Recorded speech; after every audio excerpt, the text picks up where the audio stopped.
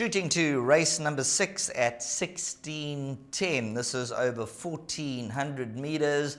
Highly competitive event. A number of these horses have just come out the maidens. They'll be looking to strut their stuff and just show exactly how good they are. Having a look at the current betting, number 4, Inamore is 2-1. Number 3, Lamorne is 22-10. The only other runner in single figures, number 1, Colloidal Gold from 9-2 has shortened down 7-2.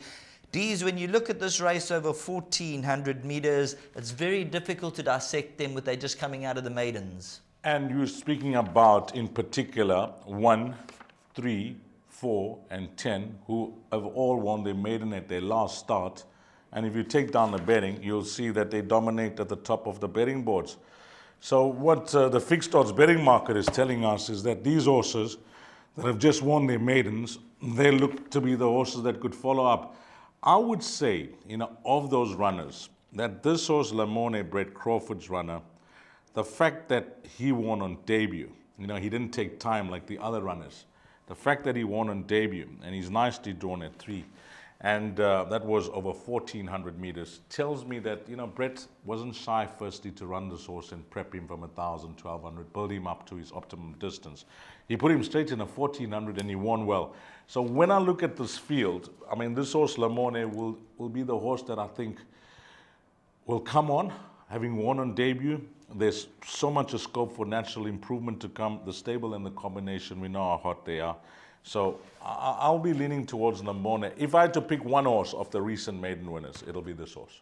And looking at this son of Futura, the average rating was a 74 first time out, which indicate there was a few useful horses in that race. And then when you look deeper into the field, number 1, Colloidal Gold's had the 3 runs to date. That shoulders the 62 kgs. Number 3 carries the 58 kgs. And then we look at a few of the other runners. There's a big structuring of the weights there. So the guys are going to have to study their form, watch the horses. But you might be spot on with this son of Futura. You might be able to go back to back. So this is one of the more competitive races on the day. I'd suggest watch the betting market very closely. Watch them in the paddock, watch them go down to the start and see who's going to be your choice. You be the judge and hopefully you spot on in race number 6.